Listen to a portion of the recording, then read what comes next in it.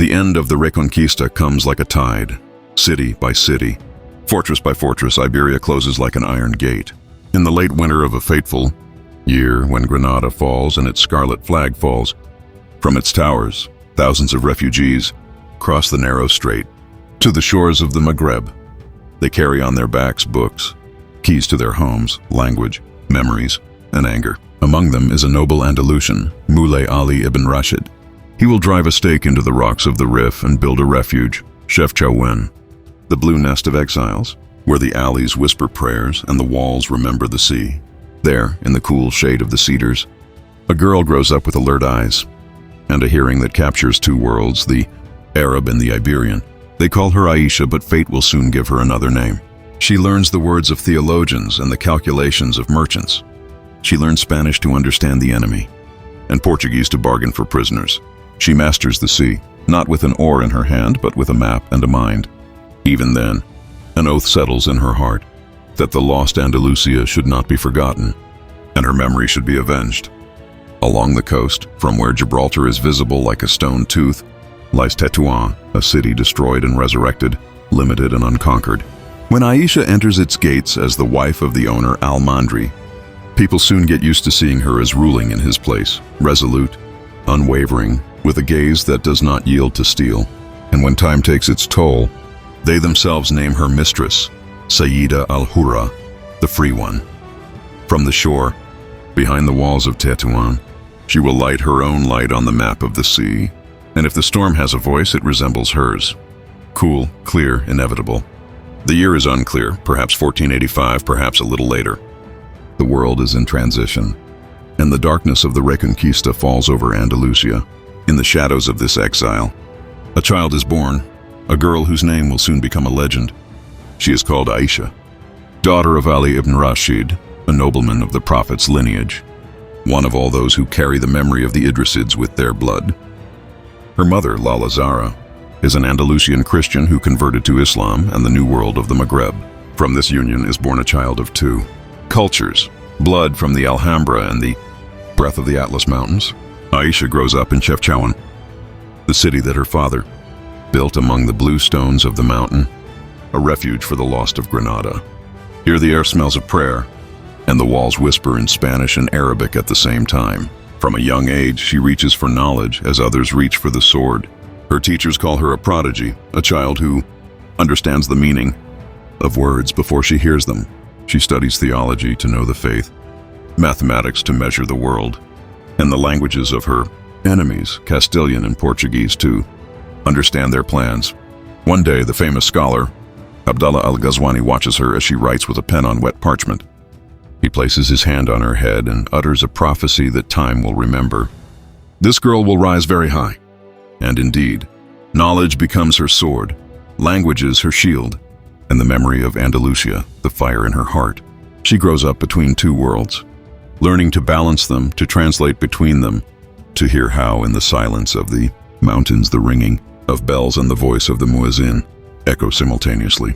And when she grows up, the world will know her not as Aisha, but as Sayyida al-Hurra, the free mistress, a title that in ancient lands was given only to those women who obeyed no one. They say that her name was chosen in honor of another, al-Hurra, the mother of the last ruler of Granada, Boabdil. Thus fate weaves the threads of two eras. One loses her throne, the other will rise to reclaim it, in its own way. The young Aisha bint Ali ibn Rashid is barely 16 when fate reaches out and leads her down a path from which there is no return. She becomes the wife of Emir Ali al-Mandri, the ruler of Tetuan, a city reborn from the ashes of wars, squeezed between the sea and the mountains. This is no ordinary marriage. It is a union of two dreams, two families born of the lost Al-Andalus and its exiled children. Tetuan and Tetuan, the mountain and the sea, come together to withstand the storm of the Portuguese invasions that are increasingly boldly treading on the Moroccan shores. Some say that Al-Mandri is young, the son or nephew of the old hero who once defended Granada. Others claim that he is an old warrior with a gray beard, whose wife was as young as the morning. But all sources agree on one thing. A woman enters this house who will outlive her master and leave a name stronger than his. Within the walls of the palace in Tetuan, Aisha is not just an ornament on the throne. She listens, remembers, understands. When the emir goes on a campaign or a diplomatic mission, she takes his place, signs documents, receives envoys, resolves disputes, conducts negotiations. The men around her soon understand that behind her silence lies a mind as sharp as a razor, and when she returns, Al-Mandri himself begins to consult with her, not out of duty, but out of respect. Thus she learns power, not from books, but from her very heart. The city feels the change. Merchants begin to mention her with reverence, warriors with respect, and women with secret pride. Between the high towers of Tetuan, it is already whispered that when the emir is absent, a woman rules the city better than any man. And then, somewhere between 1515 and 19, fate redraws its carpet again. The emir dies, and instead of chaos, silence sets in. The people do not wait for an order from the sultan. Do not look for a new master, he already has one. They gather in front of the palace and call her by a name that will echo through the centuries. Sayyida al-Hurra, the free mistress, ruler of Tetuan. From that moment on, the city belongs to her, not through a coup, not through blood, but through respect earned with intelligence and deeds. The Europeans who hear about this woman across the sea do not understand her title. In the archives, they record her as Sayyida al-Hurra, believing that this is her personal name. Thus, they unwittingly give her her eternal nickname. Tetuan begins to flourish under her hand. The streets are filled with life. The ships bring goods and gold. The markets are bustling. The Spanish historian Herman Vasquez Chamorro would write centuries later that the city reached an unprecedented level of prosperity under her rule. And he was right, for in Sayyida al-Hurra's eyes, the sea was not a border, but a path, and time would soon teach that she was born to rule it. Like a white spear driven into the rocks of the Rif, Tetuan looks out over Gibraltar, where the sea narrows and divides two worlds. Here in this port of exile, the wind carries two prayers, one in Arabic, the other in Castilian. The two are intertwined, as are the destinies of the people who found a home here. After the fall of Andalusia, a century ago, the city was wiped off the face of the earth, burned by the Portuguese, reduced to ruins and ashes. But the Andalusian exiles, led by the old warrior Abu al-Hasan al-Mandri, are returning, stone by stone, prayer after prayer. They rebuilt Tetuan with ramparts, high towers, and winding streets that would confuse any enemy. At its heart rises the mosque, and above it the voice of the muezzin, reminding us that in this city no one has forgotten the lost paradise of the Alhambra. By the year 1500, Tetuan was already Morocco's last free sea gate. The Portuguese held Ceuta and Tangier. The Spanish held Melilla and Asila. But this port remained rebellious. From here, the view reached all the way to Europe. And the waves brought not only trade but also revenge. Here, on this shore, Sayyida al-Hurra stepped as the ruler of a city that was both a refuge and a weapon. She understood that her fate would not be decided in the palaces of Fez, because the central authority of the Wattasids was weak, without a navy, without power. Therefore, Tetuan becomes her fortress and her ship at the same time. Ships set sail from its walls, not royal galleys, but vessels of exiles, refugees, Andalusian sailors who have no home but have a memory. Under her flag, they go to sea not simply as pirates, but as avengers of the lost Al-Andalus, as a shield for the homeland that still breathes. The historian Hasna Labadi will write centuries later, her actions are not piracy, but a defensive war against the colonizers. And indeed, Sayyida al-Hurra does not plunder, she protects. For her, the sea is a battlefield, but also a court in which justice is measured. Tetuan becomes a fortress city and a ship at the same time, whose walls protect the exiles and its fleet, freedom. Thus begins the legend of the woman who not only rules a city, but also leads a people through the storms of history. And while from afar, European ships are visible as specks on the horizon, in Tetuan they know, a free woman stands guard. She will justify her name not only as a mistress of land, but as a ruler of the sea. The end of the second decade of the 16th century brings not only wind, but also a storm. The sea whispers names that make captains baptize themselves before setting sail. The Barbarossa brothers, Arujan Hayreddin, and a new name rises among them, Sayyida al-Hurra, the free mistress of Tetuan. After years of peace and rule, she sets her gaze on the waves. The land is now too small for her. The fire of lost Andalusia burns in her eyes, and an oath rings in her heart. If we cannot return the land, we will rule the sea. Thus begins her maritime epic. Sayyida extends her hand to two men whose glory precedes them. The Barbarossa brothers, the masters of the Eastern Mediterranean. With them she shares one goal, one enemy, and one call to stop the Spanish and Portuguese ships that steal land, gold and souls from North Africa. An invisible alliance is born between Algeria and Tetuan, a united storm fleet. Hayreddin rules the east, from Tunis to the Levant, and Sayyida rules the west, between Morocco and Spain. They sign no treaty, they seal no seal. The sea itself bears witness. She commands from her palace, from where the bay is visible like a handful of reflected stars. She does not set foot on the decks. She does not have to. Her brain is a weapon mightier than a sword.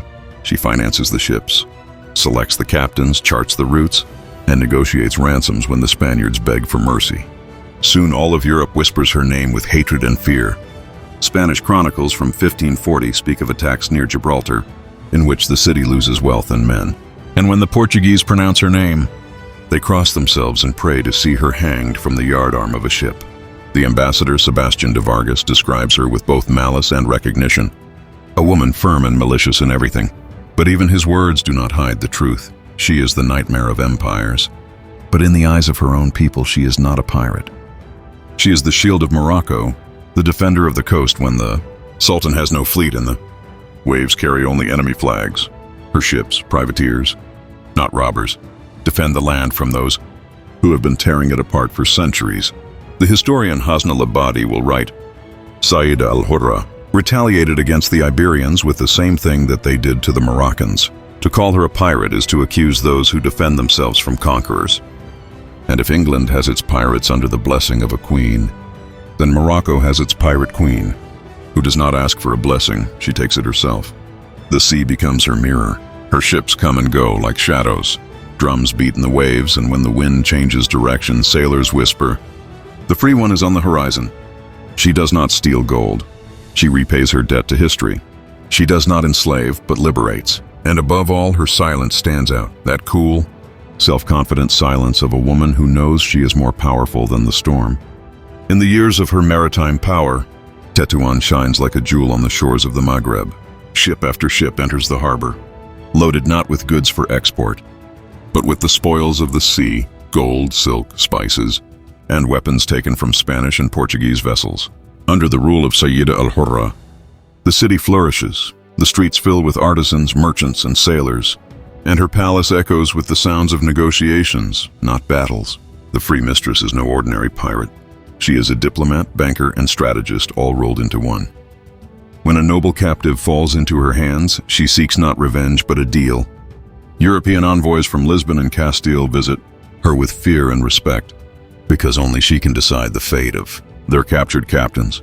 The ransoms she demands are colossal, but not just for enrichment.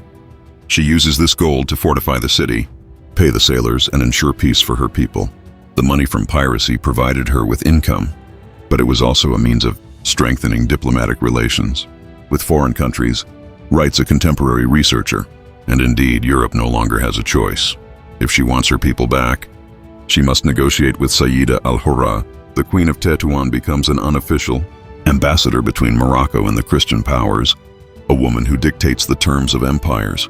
But behind the trade negotiations burns an unquenchable flame. For her, the sea is not only a path to wealth, but a path to retribution. Every coin, every chain, every booty from a Christian ship is a reminder of lost Andalusia. In her heart resounds the oath she took as a child in Tetouan to restore the honor of her people. She could not forget or forgive the humiliation of fleeing Granada. After her family had driven the enemy from Morocco on land, she wanted to drive them out of the sea as well, writes an Arabic source. Over time, her name became a legend. Spanish mothers would scare their children with her name, and sailors would baptize themselves when they heard that ships from Tetuan were spotted on the horizon. For them, she was the terrible shadow of the Maghreb. But for Muslims, she was something else, Amir al-Bahr, the princess of the maritime jihad, the defender of faith and land. In Europe, they began to call her simply the Pirate Queen, a title born of fear, but also of recognition. Her power now extended beyond the borders of Tetuan. The governor of Portuguese Ceuta tries to outwit her, but quickly realizes that this is a woman who will not back down. When their diplomatic relations deteriorate, the Europeans cut off trade with Tetuan. The merchants resent her, accusing her of pride, but no one dares to challenge her. In their eyes, she is no longer just a ruler. She is the storm that feeds and threatens the city at the same time. And while gold pours into her treasury, and Europe speaks of her with hatred, Sayyida al-Hurra prepares her next move, a move worthy not of a pirate, but of a queen. She will marry again, and this time, not to an emir, not a warrior, but to the Sultan of Morocco himself. She holds in her hands not an army, but a fleet of steel and legends. She owns a port through which the breath of the Mediterranean Sea flows. And most of all, she is not afraid to speak to rulers as an equal. The Sultan decides to propose marriage to her, an alliance that will strengthen his power and bind Tetuan to the crown. But Sayyida al-Hurra is not a woman who accepts invitations. She dictates them. When the Sultan's envoys arrive with the proposal, she sets a condition that no woman has dared to set before. I will marry, but the wedding will be in Tetuan. I will not go to Fez, the Sultan will come to me. And so it was. In the autumn of that year, Ahmad al-Watazi set off north, accompanied by an army, clerics and courtiers. His caravan winds like a golden serpent through the mountains, until it reaches the city of the Free One, where she awaits him, not in submission, but in solemn dignity. Never before in the history of Morocco has a ruler left the capital to marry. The people watch with open mouths. The chroniclers do not know how to describe it. Even in distant Madrid, the news causes alarm.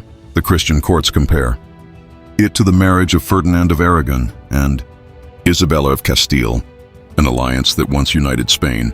They fear that a new alliance is now being born between Fez and Tetuan, between the Sultan and the pirate queen. The wedding is magnificent. The squares resound with drums. The scent of saffron and rosewater wafts through the air, and the people rejoice. On that day, Sayyida al-Hurra becomes Sultana, Queen of Morocco. Without giving up her throne in Tetuan, she combines three powers in one: the spiritual power of her Sheriff lineage, the political power of her domain, and the legitimacy of a sultan's wife. To the people, she is not just a woman, she is the embodiment of the blessing and power bestowed by God himself. But even amidst the enchanting splendor of the wedding, shadows are already creeping over the palace walls. The old Almandri family, descendants of her first husband and founders of Tetuan, see not an alliance but a betrayal. In their opinion, the city that was once theirs is now becoming the Sultan's dowry. Their privileges are disappearing, their influence is melting, and Sayyida rules alone, supported only by her brother and her new husband. Her pride, which elevates her, begins to arouse envy. The Almandris are plotting, silent, insidious, and determined. And although no one suspects it yet, the storm that Sayyida has summoned into her life is now beginning to turn against her. After her wedding to the Sultan, Sayyida al-Hurra's star seemed to shine brighter than ever. But behind the brilliance, darkness was already brewing. Ahmad al-Watazi was a man of the palace, not of the sea. In Fez, rivals, intrigues, and wars awaited him. He left Tetuan and returned to the capital. And Sayyida was left alone, again mistress of her city, but without his army and support. A storm was brewing in Morocco. A new power was rising in the south, the Saadi dynasty, ready to wrest power from the weak Wattasids. In Tetuan, the relatives of the late Almandri sensed an opportunity. The old aristocrats, deprived of influence after the Sultan's marriage, saw their chance to reclaim the city. At the head of the conspiracy stood Moulay Ahmad al-Hassan, Almandri, the grandson of the first, builder of Tetuan, and the son-in-law of Sayyida herself, married to one of her daughters. On October 20, 1542, Almandri the Younger and his father, Mohammed al-Hassan, left Fez and, with a small retinue, secretly arrived in Tetuan. The people were exhausted by the trade stagnation, by the tension with the Portuguese, by the burden of taxes. And when his son-in-law declared himself the new ruler, the city did not rise up. There was no battle, no bloodshed, only silence and betrayal. That same day, Sayyida al-Hurra was overthrown, not by sword but by silence. She was forced to leave the palace that had once been her throne. Her estate was confiscated, her treasury sealed. The city she had built and defended for 3 decades no longer spoke, her name with pride. But the Free One did not cry out for revenge. She did not take up arms. She simply left, a mistress who departed without a guard but with dignity. At about 60 years old, without an army and without allies, she retreated to her native Chefchaouen, where her brother, Moulay Ibrahim ibn Rashid, once the Grand Vizier of Fez, sheltered her. In this blue city, hidden among the mountains, she found her last refuge. There, far from the cries of the sea, Sayyida al-Hurra spent the last 2 decades of her life. She built a zawiya, a small religious school dedicated to knowledge and prayer. She taught during the day, prayed at night. The sea was no longer her ally, but the wind sometimes brought her the salty breath of the past. On July 14, 1561, at the advanced age of between 70 and 76, Sayyida al-Hurra left this world. She was buried in Risuni, the spiritual complex of Chefchaouen, under the inscription Qubur as-Sayyida al-Hurra, the tomb of the free mistress. The place is still revered today, and its name is pronounced with reverence. Historians will remember her as the last woman in the Islamic world to bear the title of al-Hurra, the free one, as an independent ruler. She left us no letters or memoirs, but she left something more precious, a memory that survives. In legends and the songs of sailors, in the dust of Tetuan and the blue walls of Chefchaouen, and the people say that on moonless nights, when the sea whispers to the shore, her voice can be heard. I am not a pirate. I am the one who did not let the storm die down. Over time, the story of Sayyida al-Hurra becomes more than a chronicle. It becomes a tradition that passes from the chronicles of enemies to the whispers of the people. Historians know that she existed, that she ruled, that she negotiated with empires and mastered the seas, but everything beyond that is blurred in the fog of legends. The official Islamic chronicles are silent about her. Fatima Mernissi would write centuries later that Muslim chroniclers are silent about her, as they were about the first al-Hurra, as if the power of a woman did not deserve ink. Thus, the image of Sayyida survives not thanks to the written word, but through the pens of foreigners, Spanish, Portuguese, and European chroniclers, who describe her with admiration, fear, and incomprehension. In some of these testimonies, she is the queen of northern Morocco, an unofficial sultana whose will reaches as far as Algeria and Gibraltar. In others, al-Hurra is not a title, but a name. The people simply call her that, the free one, because neither sultan nor man, nor enemy has ever subdued her. For Europeans, she is the pirate queen, but for Moroccans, Amir al-Bahr, the princess of the sea. The truth, as is often the case, lies somewhere in between.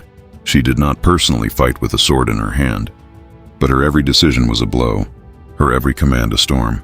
Her power is not in the sword, but in the mind. The myths grow. Some say that after her death, the sea calmed down as if the storms mourned their mistress. Others claim that she inspired the image of Aisha, Kandisha, that female spirit from Moroccan legends who bewitches men and drags them to their doom. Folk storytellers mix history and fantasy, but one thing remains true. She is the woman they fear and remember. Today in Chefchaouen, the city of blue streets and old stone gates, people still pronounce her name with reverence. On her grave, under the inscription Qubur as-Sayyida al-Hurra, the faithful leave flowers and coins, a small gesture to a woman who once held the gold of empires in her hands. Historians call her the last female ruler in the Islamic world, who bore the title of al-Hurra. But the people remember her more simply, as the queen who ruled the sea and did not obey anyone. They say that a storm is an element, but the wise know it is a test. Only the one who does not run away from it understands the truth. That freedom is not given as a gift, it is won. The stories of such souls do not die. They turn into a flame that illuminates the path of future generations. If you want this flame to live and burn in you, light the torch of knowledge and walk with me through centuries, through shadows, to the next great story.